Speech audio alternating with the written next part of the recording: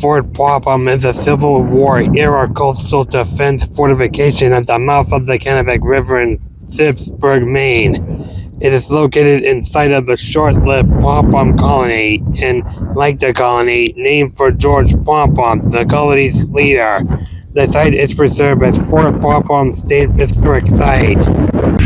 Hey guys, since it's still early April, the fort's not officially opened yet, so we can't actually go inside, but we're going to show you as much of the fort as we can and give you a little bit of history about it, so stay tuned. Construction of Fort Popham was authorized in 1857 as part of the third system of fortifications, but did not begin until 1861. The fort was built from granite blocks quarried on nearby Fox and Dix Islands. It had a 30-foot, 9-meter-high wall facing the mouth of the Kennebec River. It was built in a crescent shape, measuring approximately 500 feet, 150 meters in circumference.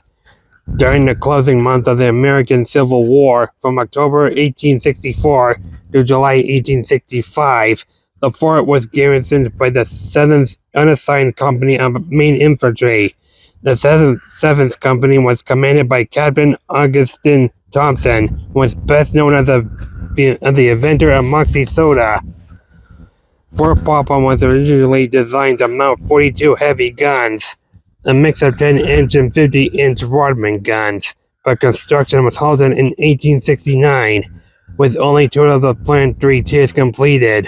In the late 19th century, Fort Popham's armament consisted of 36 Rodman guns and some 300-pounder 10-inch and smaller Parrott rifles.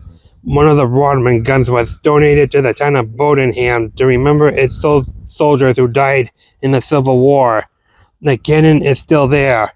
A 100-pounder 6-point-inch Parrott rifle sits near the fort grounds. It was listed as being at the fort in 1903. The backside of Fort Popham was built with a low motor curtain containing a central gate and 20 musket ports. War experience showed that masonry forts were vulnerable to modern rifle guns. As a result, in 1869, construction of Fort Popham stopped before the fortification was completed. The fort was reorganized again after additional work was performed during the Spanish-American War and World War I. In the 1890s, Fort Popham received new facilities for a controlled minefield in the river at the fort as part of the Endicott program of improved fortifications. In 1898, shortly after the Spanish-American War broke out, Congress made numerous emergency appropriations, including $3,200 to deploy the mines in the Kennebec.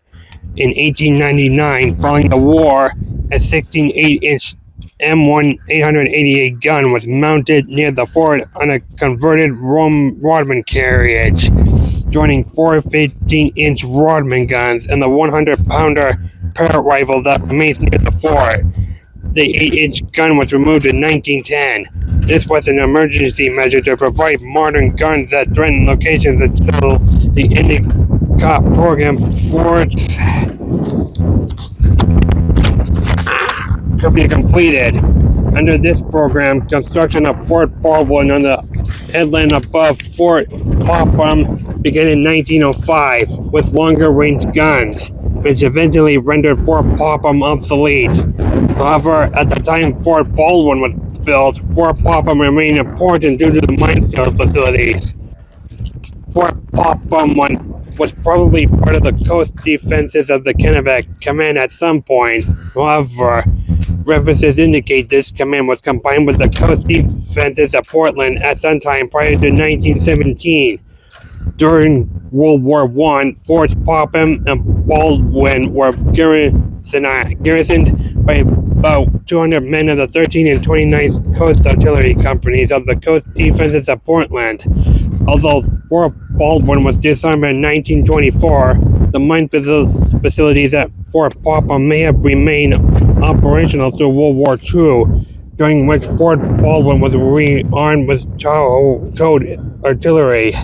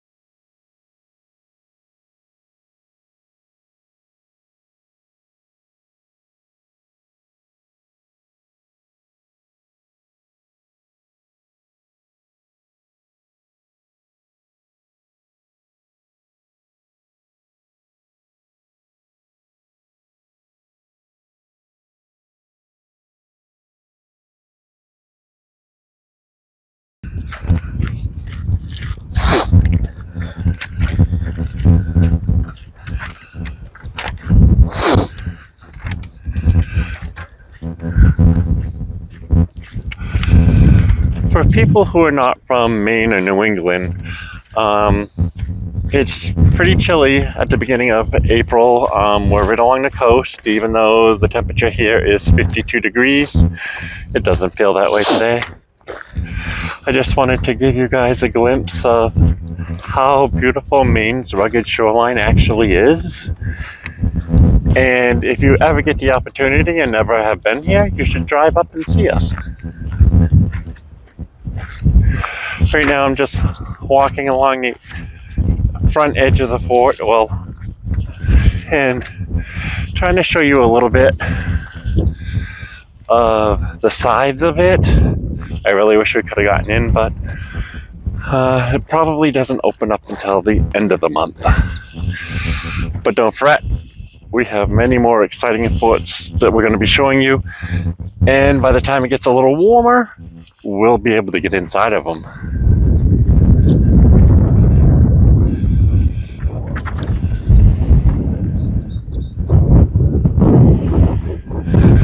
Again, I want to thank you for watching our video today, and please remember to subscribe, like, and share our videos out. We much appreciate it.